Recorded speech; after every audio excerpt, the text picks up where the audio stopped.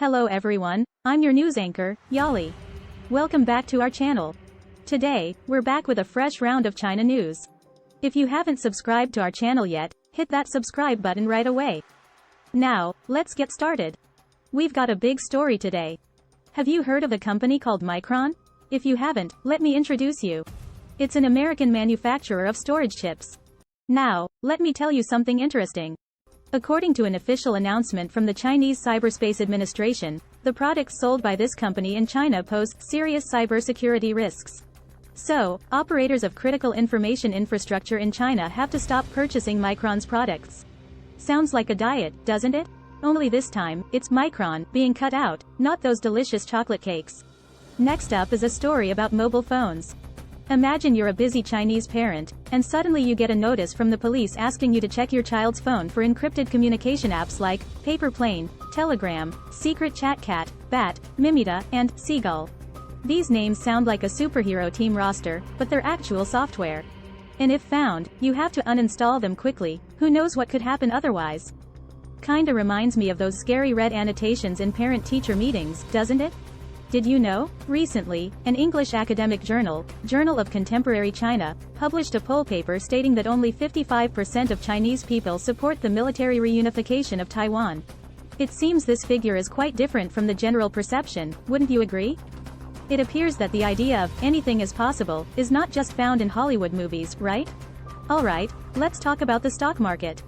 As you know, Chinese companies are looking for new places to go public, and Switzerland seems to be their new choice.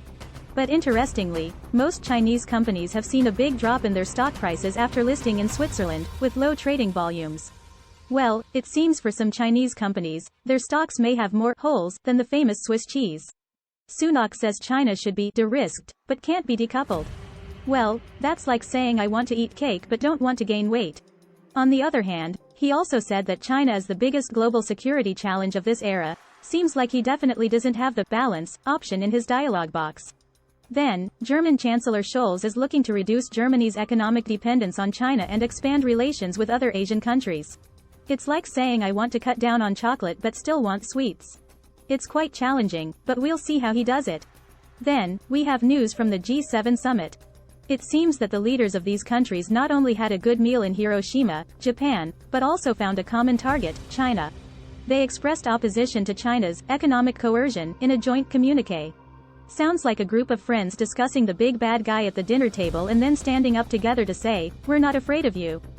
I'm very much looking forward to their next move.